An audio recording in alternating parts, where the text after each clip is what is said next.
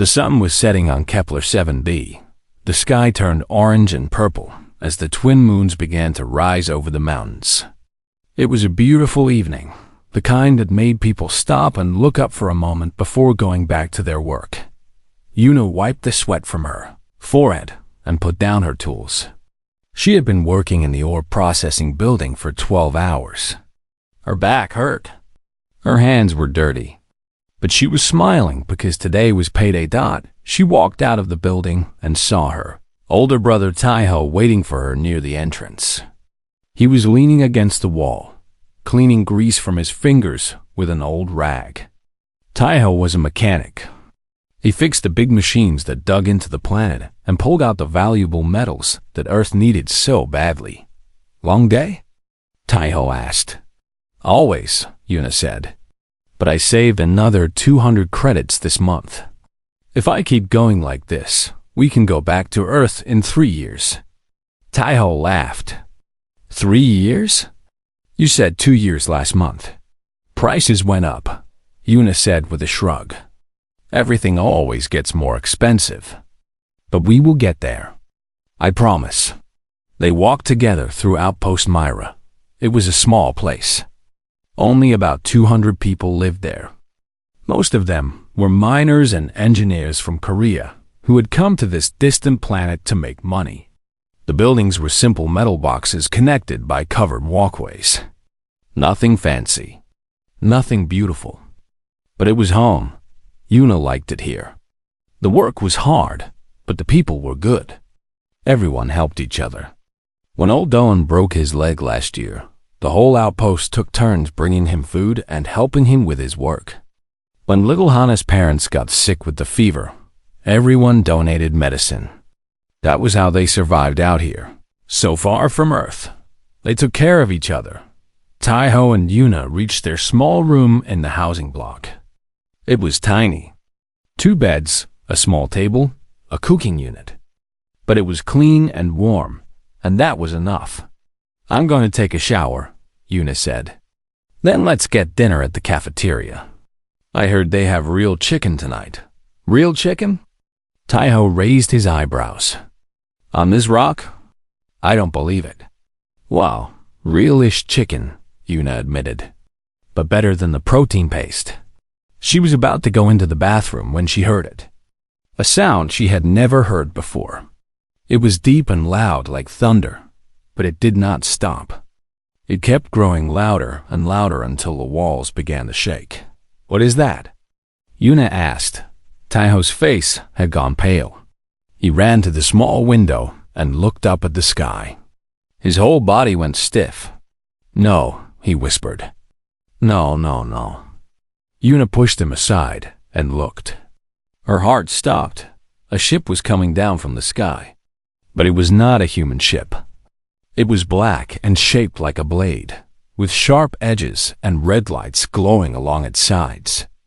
It was bigger than any ship Yuna had ever seen, and it was heading straight for the outpost. Veth, Taiho said. His voice was shaking. Those are Veth. Yuna knew that name. Everyone in the galaxy knew that name. The Veth were hunters. They traveled from planet to planet, looking for what they called lesser species to hunt for sport. They were tall and gray, with 4 arms and eyes that could see in the dark. They were fast. They were strong. They were deadly, and they had never lost a hunt. We need to run, Taiho said. He grabbed Yuna's arm and pulled her toward the door. Outside, everything was chaos. People were screaming and running in all directions. The Veth ship had landed near the center of the outpost, and soldiers were already pouring out of it. They were even more terrible than the story said. Their gray skin looked like metal. Their eyes glowed yellow in the growing darkness. They carried weapons that shot beams of bright blue plasma. The outpost's small security team tried to fight back. They had only simple guns, meant for scaring away wild animals, not for fighting aliens. The Veth cut them down in seconds. The security guards did not even have time to scream. Taiho pulled Yuna toward the ore processing building. The maintenance tunnels, he said. "We can hide there." They ran as fast as they could. Around them, people were falling. Yuna saw her neighbor, Mr. Park, get hit by a plasma beam. He turned to ash before he hit the ground. She saw two children running, crying for their mother.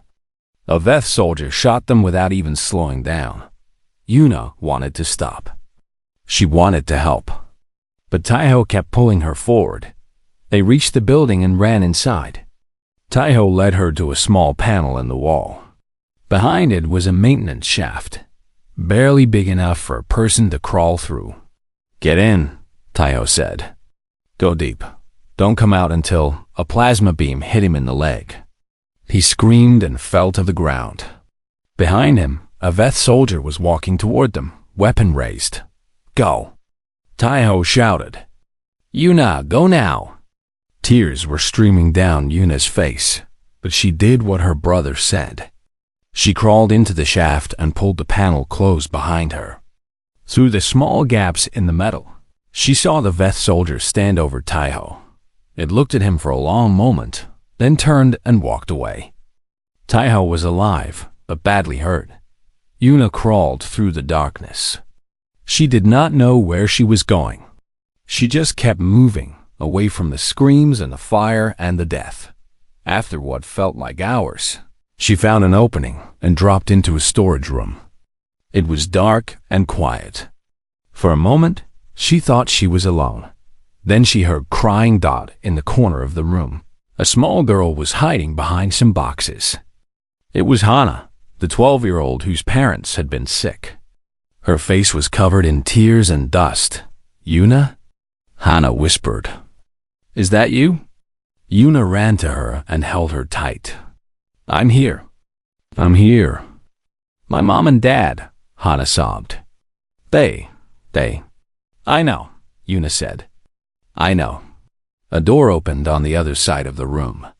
Yuna pushed Hana behind her, ready to fight with her bare hands if she had to. But it was not a Veth. It was old Doan, the engineer. His face was gray with fear, but he was alive. "Thank God," Doan said. "I thought I was the only one left." Then a voice filled the room. It came from the speakers on the walls. The voice was deep and cold. It spoke in broken human language. "Humans of Outpost Myra, I am Commander Rovik of the Veth Empire. You are now prey. We will hunt you. We will find you. And when we do, your deaths will bring us glory. Run if you wish. Hide if you can. It will make the game more interesting." The speakers went silent. Hana was shaking. Dohan looked ready to faint, but something changed in Yuna's eyes. The fear was still there. Her hands were still trembling. But underneath the fear, something else was growing. Something hot and hard like steel. She thought of Taiho lying on the floor. She thought of her neighbors turned to ash. She thought of the children who would never grow up. These aliens thought humans were just animals to hunt. They thought this would be easy. They thought they could kill her people and call it a game. They were wrong. Yuna looked at Hana and Dohan. Her voice was quiet but steady. "We are not going to die here. I promise you that. These things want to hunt us? Fine, let them try. But they have never hunted a human before. And they don't know what we can do when we have nothing left to lose." She did not know yet how she would do it. She only knew that she would. Somehow, some way, she was going to fight back. And she was going to win. The storage room was cold and dark. Yuna sat on the floor with Hana pressed close to her side. The little girl had stopped crying, but she was still shaking. Old Dohan was pacing back and forth, his hands pulling at his gray hair. "We're dead," Dohan said. "We are already dead. The Veth have never lost a hunt. Never. In 300 years, not one target has escaped them. Then, we will be the first," Yuna said. Doan stopped pacing and stared at her. "Child, you do not understand. These are not just soldiers. They are hunters. the best in the galaxy. They have special eyes that can see heat. They have ears that can hear a heartbeat from 50 meters away. They are faster and stronger than any human. How can we possibly fight them? Yuna did not answer right away. She was thinking. Her mind was racing through everything she knew about this place. She had worked here for 2 years. She knew every room, every hallway, every machine. This was her home. The Veth might be stronger, but they were strangers here. "Dohan," she said slowly, "you are an engineer. You know this facility better than anyone. Tell me about the systems. The power, the water, the air. Tell me everything." Dawn looked confused. "Why? What good will that do? Just tell me." The old man sighed and sat down. "Fine. The main power comes from the reactor in the basement. It runs everything: lights, heat, machines. The water system pumps from the underground lake and gets cleaned in the recycling chamber on level 2. The air system pulls oxygen from the plants in the greenhouse and pushes it through vents all over the building." "What about the temperature?" Yuna asked. "Can we control it?" "Yes. Each section has its own climate controls. We can make some areas hot, some areas cold. For the different types of ore processing, you know." Yuna nodded. An idea was forming in her head. "And the mining equipment? The explosives?" Dawn's eyes went wide. "You cannot be serious. Those charges are dangerous. One wrong move and you could bring down the whole building." "Where are they?" "Sector 4. But Yuna, please. And the coolant tanks? The ones you use for the big drills?" "In the machine room." "But what does any of this?" Yuna stood up. Her fear had not gone away, but it had changed into something else. Something sharper. She looked at Dawn and Hana with calm, clear eyes. "Here's what we are going to do. You two are going to hide in the emergency bunker on the lowest level. It has thick walls and a heavy door. The Veth sensors might not be able to see through it." "And what will you do?" Dawn asked. "I am going to make them sorry they ever came to this planet." Dawn shook his head. "That is crazy. You are one girl. One small, untrained girl. They are 8 professional killers with the best weapons in the galaxy. What can you possibly do?" Yuna walked to a shelf and found a toolbox. She opened it and pulled out a welding torch, a roll of wire, and a sharp utility knife. "Not much, but it was a start. They think we are animals," she said. "Weak little creatures that will run and hide and wait to die. They do not see us as real enemies. That is their mistake. I know this place. I know every corner, every vent, every machine. And I am going to use all of it against them." "You will die," Dahun said softly. "Maybe, but I will not die hiding in a corner like a scared rabbit. And I will not let them kill Hannah, or Taiho, or anyone else." At the mention of her brother, Yuna felt her heart tighten. She did not know if he was still alive. The Veth soldier had left him on the floor, wounded but breathing. Maybe they were keeping him for later. Maybe they wanted to use him as bait. Either way, she had to be smart.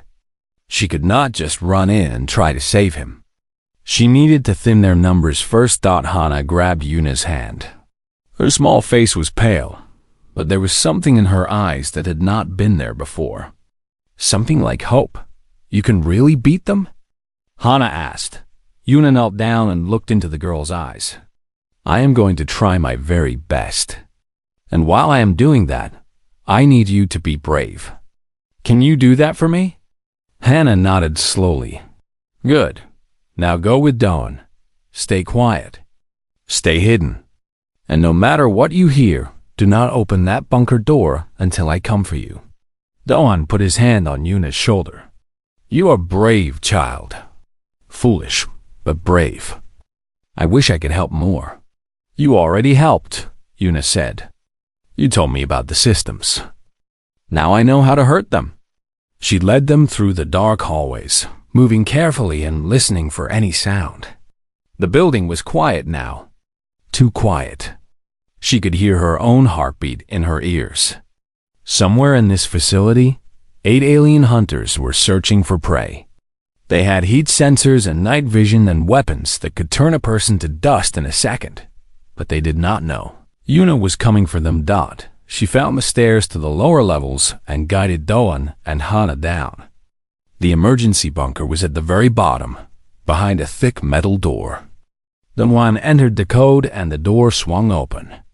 Inside was a small room with water, food, and emergency supplies.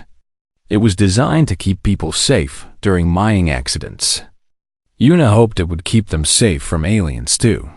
"Stay here," Yuna said. "I will come back. Promise?" Hana whispered. Yuna hugged her one more time. "Promise." Then she closed the door and heard it lock behind her. She was alone now. She climbed back up the stairs and made her way to Sector 4. The mining charges were stored in metal boxes on heavy shelves. She took as many as she could carry and put them in a bag she found on the floor. Each charge was small, about the size of her fist, but powerful enough to blast through solid rock. Next, she went to the machine room. The coolant tanks were there, big silver containers filled with liquid so cold it could freeze skin in seconds. She opened one tank and took a deep breath. The cold air bit at her face.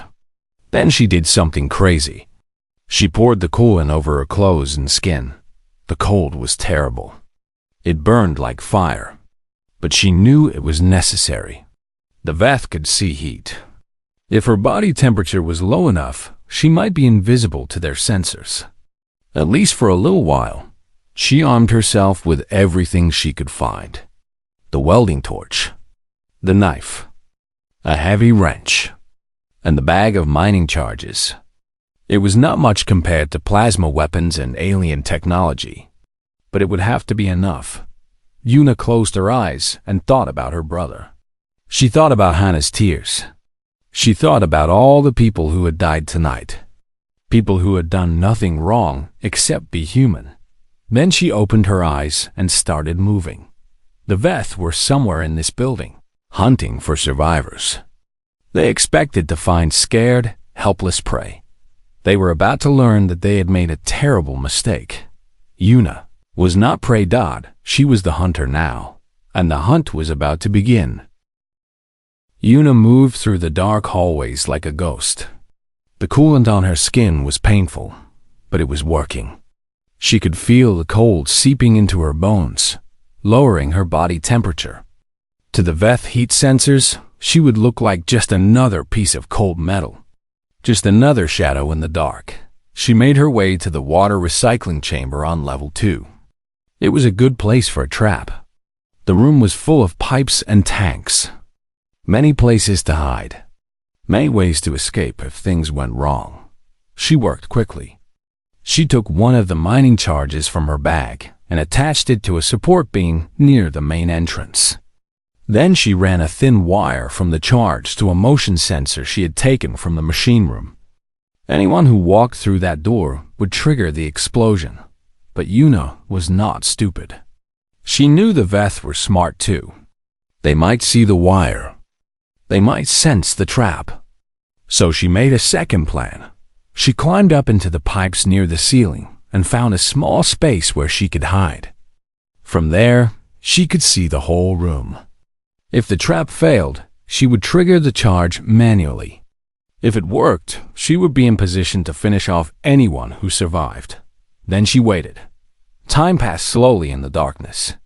Minutes felt like hours. Yuna's body was shaking from the cold, but she forced herself to stay still. She could not make any noise. She did not give away her position. She thought about Earth, about the small apartment in Seoul where she had grown up with Tayo, about her mother's cooking and her father's bad jokes. They were both dead now, killed in an accident 5 years ago. That was why Yuna and Tayo had come to this distant planet. To start over, to build a new life, and now aliens were hunting her like an animal. No. She pushed the sadness and anger down deep inside. There would be time for feelings later. Right now, she needed to focus. Then she heard it. Footsteps. Heavy footsteps that were not human. 2 Veth soldiers entered the room. They were tall, at least 2 meters. Their gray skin looked like armor in the dim light. They moved carefully, their forearms holding weapons and scanning devices. Their yellow eyes swept across the room, searching for heat signatures. They found nothing. One of the soldiers made a clicking sound with its mouth. The other responded with a series of low grunts. They were communicating in their own language. Yuna had no idea what they were saying, but she could guess. They were confused. Their sensors showed no life signs, but they knew humans had come through here recently. They moved deeper into the room, past the entrance where Yuna had set her trap. They had not triggered the motion sensor. They had walked around it. Yuna's heart sank. They were too careful. They had probably seen traps like this 1,000 times before on 1,000 other hunts. She needed a new plan. She reached into her bag and found another mining charge. This one she would trigger manually. She aimed carefully, waiting for the perfect moment. The 2 soldiers stopped near the main water tank. They were close together, talking in their strange language. This was her chance. Yuna pressed the button. The explosion was deafening in the small room. The charge went off right between the 2 soldiers. One of them was killed instantly, its body torn apart by the blast. The other was thrown backward, slamming into the wall with a terrible crunch. Yuna dropped from the ceiling pipes and landed on the floor. Her legs hurt from the impact, but she ignored the pain. She ran toward the surviving soldier, a knife in her hand. The Veth was wounded but alive. It was trying to stand up, reaching for its weapon with one of its 4 arms. Its yellow eyes found Yuna and went wide with shock. A human? Coming toward it instead of running away? That moment of surprise was all Yuna needed. She had studied the files about Veth biology that every colonial worker was required to read. She knew their weak points. The throat, where the armor plating was thin. The joints between their arm segments. The back of the neck where their nervous system was exposed. She did not hesitate. She drove her knife into the soft spot at the soldier's throat and pushed with all her strength. The blade went deep. Hot green blood sprayed across her face. The Veth made a gurgling sound and grabbed at her with its 4 arms. It was still strong, even dying. One of its hands closed around her arm hard enough to bruise. But Yuna did not let go. She twisted the knife, cutting deeper, until the light went out of those yellow eyes. The alien fell still. Yuna stood there for a long moment, breathing hard. Her hands were shaking. Her whole body was shaking. She had just killed 2 living beings. It did not matter that they were aliens. It did not matter that they had been hunting her. Taking a life was not easy. But then she remembered. She remembered her neighbors turned to ash. She remembered the children shot down in the street. She remembered Taiho lying on the floor with plasma burns on his leg. These creatures had shown no mercy. They had killed innocent people for fun, for sport. They deserved no sympathy. Yuna wiped the blood from her face and picked up one of the fallen plasma weapons. It was heavy in her hands, designed for someone much bigger and stronger. But she figured out how to hold it, how to aim, how to fire. Good. Now she had a real weapon. She was about to leave when she heard a voice in her head. Not a real voice, but a memory. Her father's voice from when she was a little girl. Yuna, if you ever have to fight, remember one thing. Do not fight fair. Fair fighting is for people who want to lose. Fight smart. Fight dirty. And never, ever give your enemy a chance to fight back. She smiled. Thanks, Dad. Somewhere in the facility, Commander Rovik was receiving a report from his soldiers.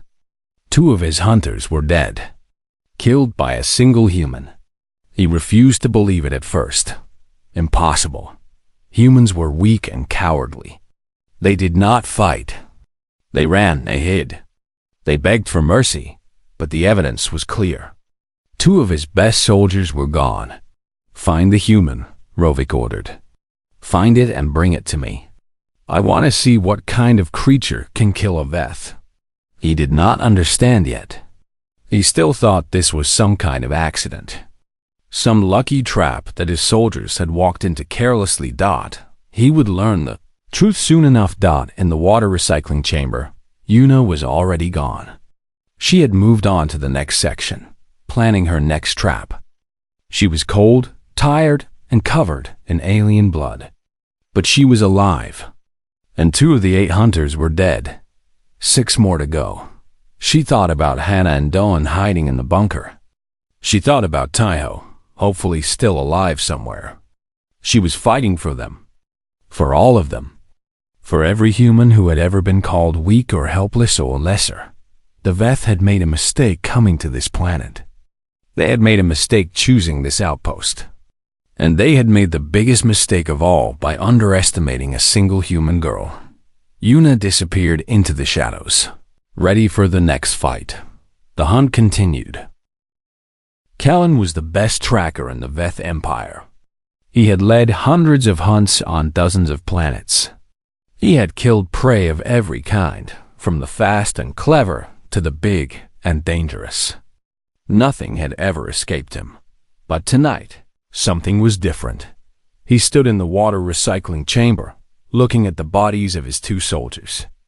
They had been killed by a primitive bomb and a simple knife. The human who did this had not used any advanced technology. No energy weapons. No battle armor. Just basic tools and cleverness. And that bothered Callan more than anything.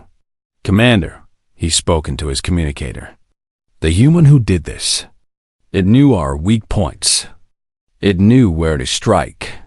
Rovik's voice came back, harsh and angry. "Then find it and kill it.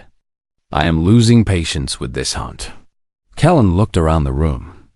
He noticed something the other soldiers would have missed. There was coolant on the floor. Not much, just a small puddle near the entrance. Someone had used it recently. He understood now. The human had covered itself in coolant to hide its heat signature. Smart. Very smart for such a primitive species. "Send me 2 more soldiers," Callan said. "And tell them to use their eyes, not their sensors. This human is adapting." He led his team through the facility, moving carefully and watching for traps. They found 3 more along the way. A wire connected to a falling beam. A pressure plate near a doorway. A container of acid balanced on a shelf. Each trap was simple but deadly. Callan avoided them all. "The human is clever," one of his soldiers said. "For a human. Do not underestimate it," Callan warned. That is what got the others killed. They reached the main corridor on level 3. Callan's scanner showed heat coming from behind a door at the end of the hall. Finally, he thought. The prey was cornered. He gestured to his soldiers.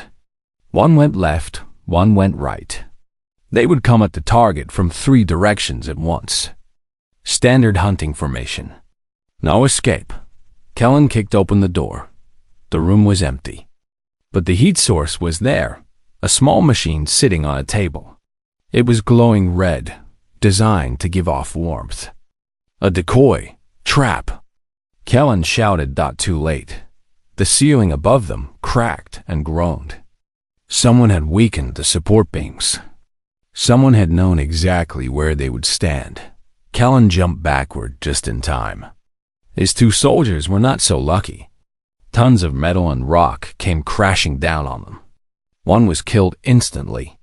The other was trapped, his legs crushed under a heavy beam. He screamed in pain. Callan tried to help him, but then he saw movement in the shadows. The human. It was there, watching. He raised his weapon and fired. The plasma bolt lit up the darkness, but it hit only empty air. The human had already moved. Callan heard a sound behind him. He spun around and saw the human standing at the entrance to the corridor. It was a young female, smaller than he expected. Her clothes were torn and dirty. Her face was covered in dust and blood. In her hands, she held a Veth plasma rifle, one of the weapons taken from the dead soldiers. "You are fast," Kellen said. "For a human." The girl did not answer.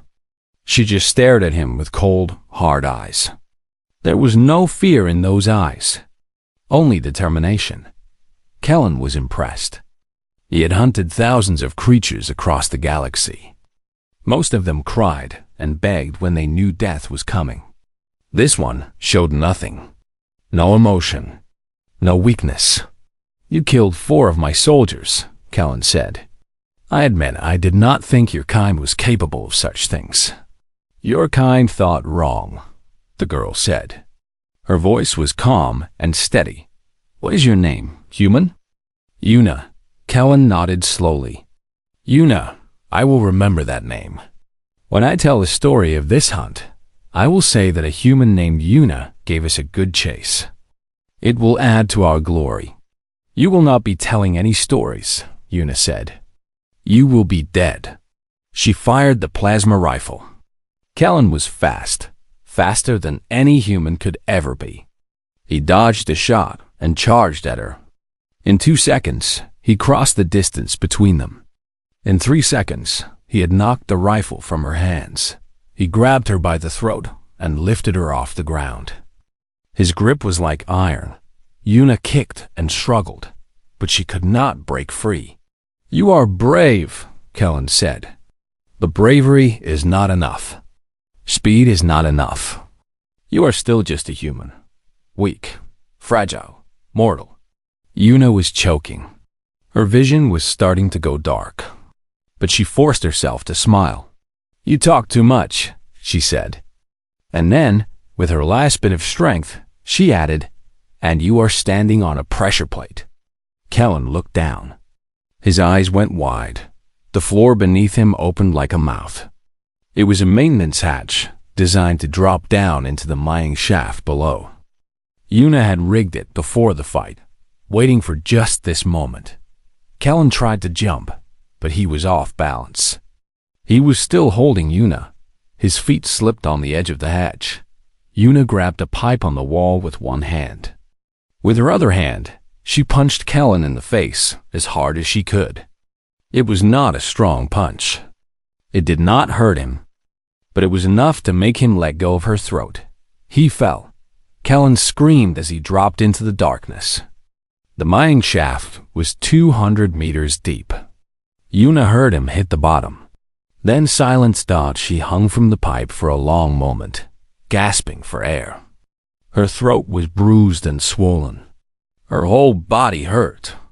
But she was alive. 5 down. 3 to go. She pulled herself up and lay on the floor, trying to catch her breath. That had been too close. Kellen was faster and stronger than the others. If she had not planned ahead, he would have killed her easily. But that was the thing about humans. They did not win by being stronger or faster. They won by thinking ahead, by preparing, by never giving up, even when everything seemed impossible. Her father had taught her that. Her mother had taught her that. Every human in history had learned that lesson, again and again, through thousands of years of survival. Yuna stood up slowly. Her legs were shaking. She was running out of traps, running out of tricks. The next fight would be even harder, but she could not stop now. Taiho was still out there somewhere. Hannah and Dohan were still hiding in the bunker. The hunt was not over yet. She picked up the fallen plasma rifle and checked the charge. Still half full. Good. Then she heard Commander Rovik's voice on the speakers again. "Human female. I know you can hear me. You have killed 5 of my soldiers, including my second in command. I admit, I am impressed. But this game ends now." There was a pause. Then Rovik spoke again, and Yuna's blood went cold. "I have your brother. Come to the main atrium in 10 minutes. Surrender yourself, and I will make his death quick. If you do not come, I will make him suffer for hours. The choice is yours." The speakers went silent. Yuna closed her eyes. Taiho. They had Taiho Dot. She had known this moment would come. She had hoped she would have time to kill more of them first. But hope was a luxury she could not afford. Dot. She started walking toward the atrium. The final battle was about to begin. The main atrium was the largest room in Outpost Myra. It had high ceilings, big windows that looked out at the alien sky, and a metal floor that echoed with every footstep. This was where the colonists used to gather for meetings and celebrations. This was where they had held the New Year party just 3 months ago, with music and dancing and laughter. Now it was empty, except for 3 figures. Commander Rovik stood in the center of the room. He was taller than the other Veth soldiers, his gray skin covered in battle scars from centuries of hunting. His forearms were crossed over his chest, and his yellow eyes burned with cold fury. Behind him stood his last soldier, a young warrior who kept glancing at the doors and shadows. The warrior was nervous. He had heard what happened to the others. He knew the human was coming, and on the floor, hands tied behind his back, was Taiho. His leg was wrapped in bloody bandages. His face was pale and sweating. But he was alive. The doors at the far end of the atrium swung open. Yuna walked in. She looked terrible. Her clothes were torn and stained with blood, both human and alien. Her skin was pale from the cold of the coolant. Bruises covered her arms and neck where Kellen had grabbed her. She was holding the plasma rifle loosely at her side, like it was almost too heavy for her to carry. But she walked straight and steady, and her eyes never left Commander Rovik. Rovik smiled. It was an ugly smile, full of sharp teeth. So the little human finally shows herself. "I must admit, you have surprised me tonight. I have hunted thousands of species across the galaxy. None of them have ever killed so many of my soldiers." "Let my brother go," Yuna said. Her voice was hoarse from being choked, but it did not shake. "Well, what? You will kill me too?" Rovik laughed. "Look at yourself, little human. You can barely stand. You have one weapon with half a charge. I have 200 years of combat experience and the best armor in the galaxy. Do you really think you can win?" Yuna did not answer. She just kept walking forward, step by step. Rovik's smile faded slightly. Most prey would be begging by now, crying, trying to bargain. This human did none of those things. It just kept coming. "Stop," Rovik ordered. Yuna stopped. She was 10 meters away from him now, close enough to see the yellow glow of his eyes, close enough to see the fear hiding behind his soldier's brave face. "I am going to offer you a deal," Rovik said. "Surrender now, and I will give your brother a quick death. Fight me, and I will make you both suffer in ways you cannot imagine. I will take weeks to kill you. I will make sure you feel every moment." Yuna tilted her head slightly. "Can I ask you a question first?" Rovik looked amused. "Ask. Why do you hunt us? What do you gain from killing innocent people who have done nothing to you?" The commander's eyes gleamed. "Glory, honor, sport. Your kind is weak and soft. You were born to be prey. It is the natural order of things. The strong hunt the weak. This is the way of the universe." "No," Yuna said quietly. "That is just the excuse you tell yourself, so you do not have to face the truth. And what truth is that? That you are afraid. You and your whole empire. You hunt weak species because you are scared of what might happen if you ever face something that could fight back." Rovik's face twisted with rage. "You dare. I am one girl," Yuna continued. "One small, untrained human girl with a knife and some mining explosives. I killed your best tracker. I killed 6 of your soldiers. I did that alone, on my own, without any help. And you know what that means?" She stepped forward again. Her voice was rising now. "It means you are not the hunters. You never were. You are just bullies who pick on people who cannot defend themselves. And the moment someone stands up to you, the moment someone fights back, you fall apart." Rovik drew his plasma blade. It glowed bright blue, humming with deadly energy. "Enough talking. I will enjoy killing you." "Maybe," Yuna said. She raised her hand. In it was a small device, a detonator. "But if you look up, you will see that I have lined the ceiling with the last of my mining charges. Enough to bring down this entire room." Rovik looked up. His soldier looked up. They could see the small boxes attached to the metal beams above them. Dozens of them. Enough explosive power to destroy everything in a 100-meter radius. "You are lying," Rovik said, but there was doubt in his voice now. "You would kill yourself too. And your brother." Yuna smiled. It was a tired, broken smile, but there was something in it that made Rovik's blood run cold. "Maybe I would. Maybe I would not. The question is, are you willing to take that chance?" Silence filled the atrium.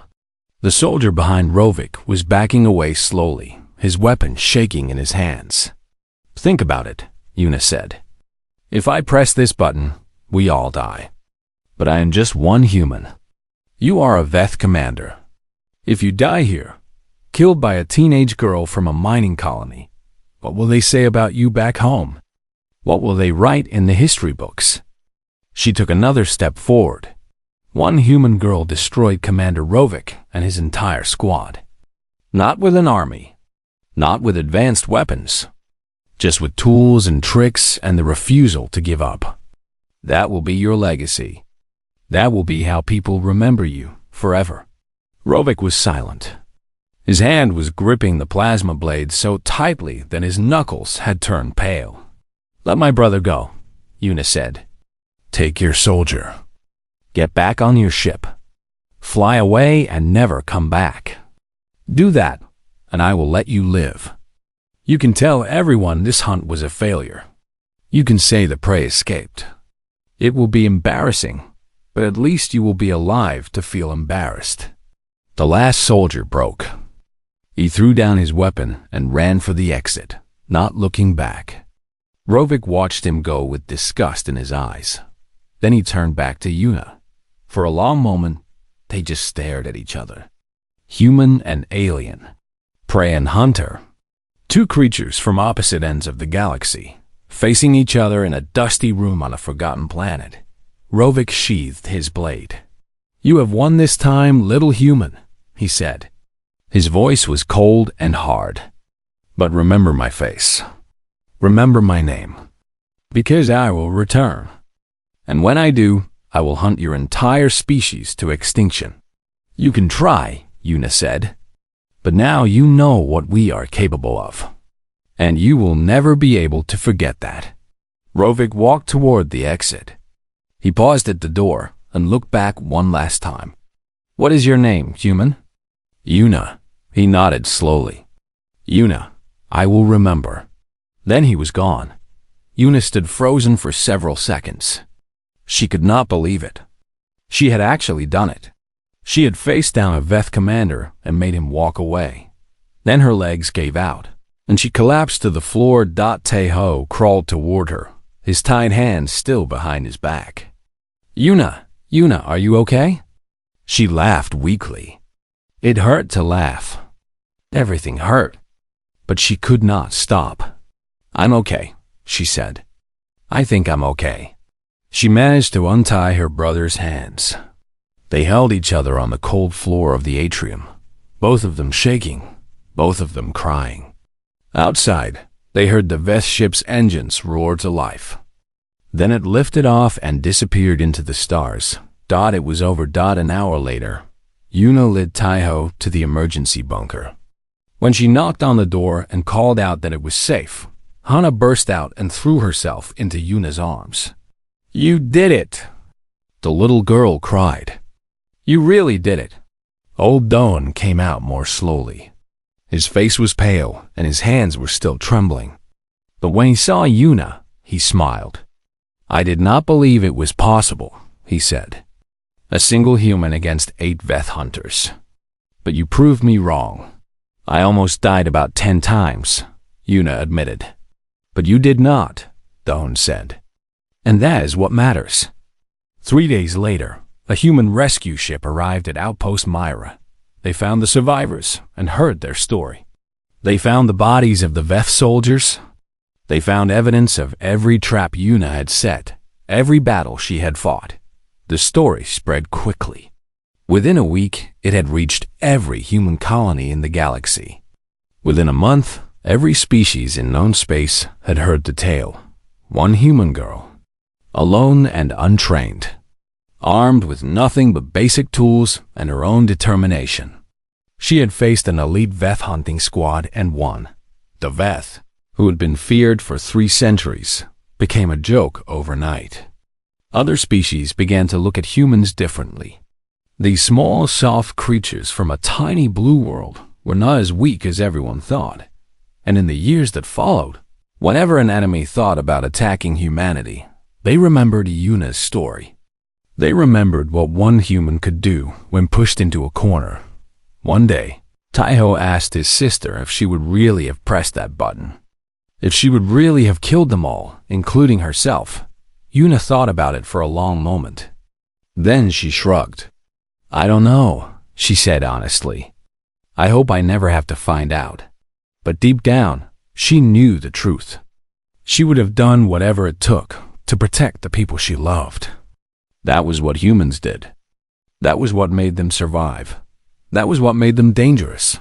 And somewhere out in the stars, Commander Rovik was remembering her face, remembering her name, remembering the night when everything he believed about humans was proven wrong. He would be back someday. Yuna was sure of that thought, but when that day came, she would be ready. They all would be.